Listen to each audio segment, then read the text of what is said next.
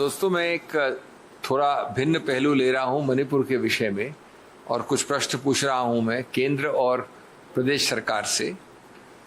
लेकिन मैं अपनी बात शुरू करना चाहता हूं ये कह के कि लड़ रहे हैं समुदाय, लगी है आग मणिपुर में, चोरी पकड़ी गई है भाजपा की, सुप्रीम कोर्ट में मुंह की खाई है भाजपा ने। और मैं बताऊंगा कैसे, और मैं फिर उनको प्रश्नों से संबंधित करना चाहूंगा, क्योंकि ये दुर्भाग्य की बात है कि जल रहा है ये राज्य, एक अत्यंत महत्वपूर्ण उत्तर पूर्व का राज्य, भारत का राज्य, भारत के सीमावर्ती इलाके का राज्य, एक नाजुक प्रदेश। जल रहा है ये राज्य, लड़ रहे हैं आदिवासी, बह रहा है खून। निर्णय क्यों राज्य पर छोड़ा, केंद्र ने क्यों नहीं बनाया कानून?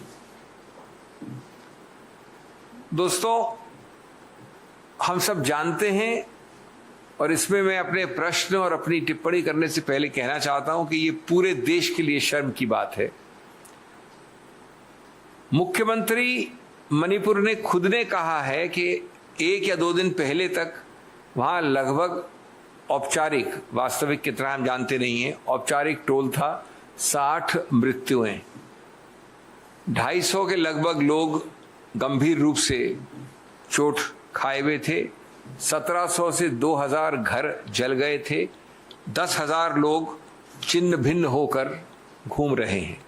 ये औपचारिक आंकड़े, आप जानते हैं औपचारिक आंकड़े और सत्य सच्चाई में कितनी बड़ी खाई होती है।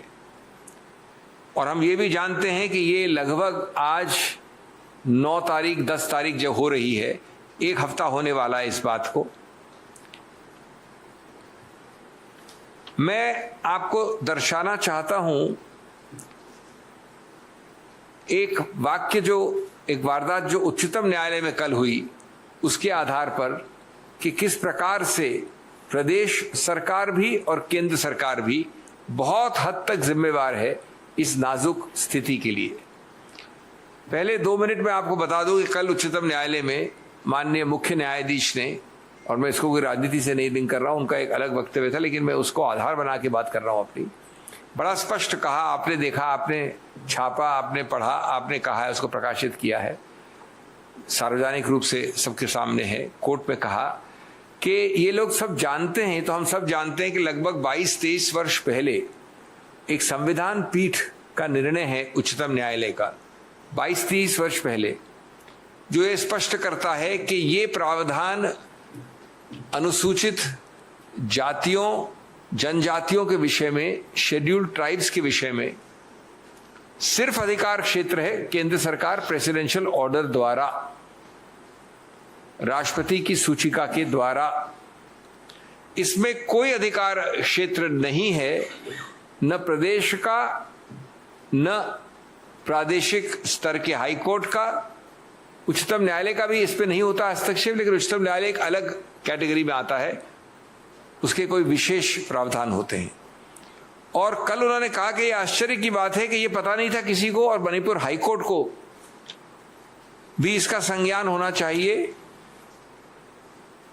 Quote unquote, it is a presidential power to designate a scheduled caste or scheduled tribe.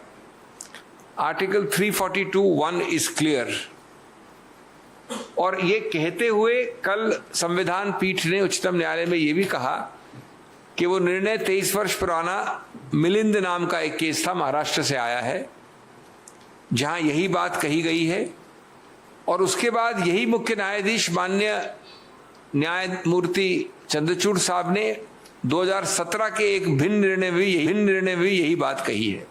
इस सब का जिक्र हुआ कर